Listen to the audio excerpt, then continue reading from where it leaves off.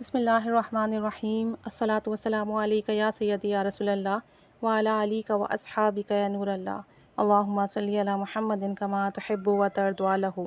اللہ تعالیٰ سب پر رحمت کرم فضل کی نگاہ فرمائے، پریشانیاں ختم فرمائے، مسائل حل فرمائے۔ اگر آپ بہت پریشان ہیں اور ڈفرینٹ اعمال کر کر کے تھک چکے ہیں اور آپ کی پریشانی حل نہیں ہو رہی، دعا قبول نہیں ہو رہی اور اسباب نہیں بن رہے، حالانکہ اللہ تعالیٰ تو بغیر اسباب کے دینے پہ قادر ہے، اگر آپ کے لیے کام نہیں آسان ہو رہا ہے تو یہ عمل لازمی کریں درود پاک کی۔ اس برکت سے انشاءاللہ تعالیٰ آپ کے ضرور کام بنیں گے، آپ کی حاجات پوری ہوگی۔ آپ نے کرنا یہ ہے کہ اپنی امید ختم نہیں کرنی، پر امید رہنا ہے، اللہ تعالیٰ کی ذات سے امید لگائے رکھنا ہے، یقین رکھنا ہے کہ کام ضرور بنے گا۔ آپ صلی اللہ علیہ وآلہ وسلم کی بارگاہ میں ہدیہ پیش کرنا ہے، آپ صلی اللہ علیہ وآلہ وسلم کی بارگاہ میں عرضی پیش کرنا ہے۔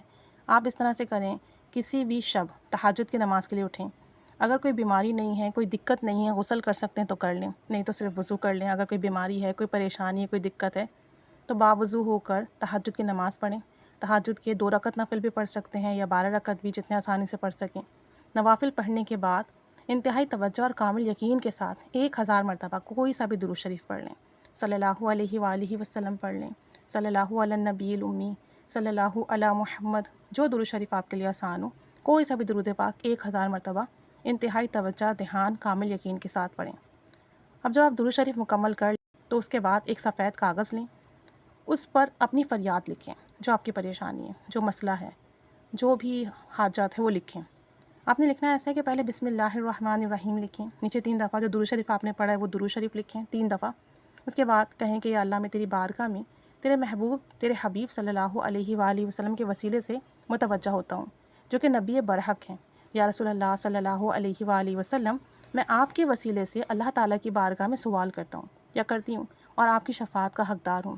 یا اللہ، آپ صلی اللہ علیہ وآلہ وسلم کو وہ وسیلہ، وہ مقام محمود عطا فرما جس کا تو نے ان سے وعدہ فرمایا ہے کہ بے شک وہ وسیلہ ان کے لیے مختص ہے اور وہ ان کو مل کر ہی رہے گا، اور ان کے وسیلے صدقے سے میری دعا قبول و منظور فرما۔ اس کے بعد پھر اپنا مقصد لکھیں، جو حاجات ہے وہ لکھیں، جو پریشانی ہے وہ لکھیں۔ اس کے بعد پھر لکھیں یا رسول اللہ قد ضاقت حیلتی ادرکنی۔ اس کے بعد صلی اللہ علی محمد، صلی اللہ علی محمد، صلی اللہ علی محمد بحق محمد صلی اللہ علیہ وآلہ وسلم۔ یہ میں آپ کو اسکرین پر لکھا ہوا دکھا دوں گی تاکہ آپ لوگ کے لیے آسانی ہو جائے۔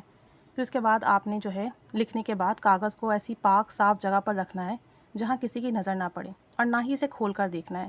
اس پہ خوشبو لگا لیں تو اور بھی اچھی بات ہے۔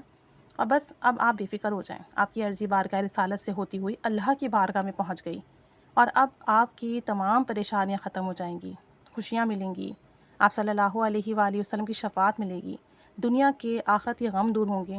آپ اس عرضی کا تجربہ میں نے خود کر کے دیکھا ہے الحمدللہ۔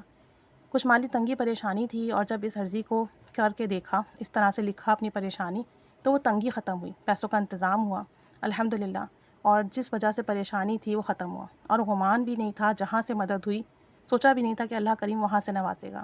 آسان طریقہ ہے، ایک ہی بار کرنا ہے، بار بار کرنا بھی نہیں ہے۔ تو اگر کوئی شخص اس طریقے سے کر لیتا ہے کہ تہجد میں اٹھے اور اس طرح سے لکھ لے اپنی پوری عرضی، خوشبو لگا لے، ایسی جگہ رکھے جہاں پر یہ لکھ کر آپ رکھیں تو کوئی دیکھے نہ اور آپ بھی کھول کے نہ دیکھیں، اور پھر اللہ تعالیٰ کی بارگاہ میں یہ عرضی پہنچے گی، مطمئن ہو جائیں اللہ تعالیٰ آپ کی مدد فرمائے گا، انشاءاللہ اللہ تعالیٰ ضرور فرمائے گا۔ چھوٹا سا عمل ہے، کوئی بھی کر سکتا ہے، کر کے دیکھیے، انشاءاللہ بہت برکتیں ملیں گی۔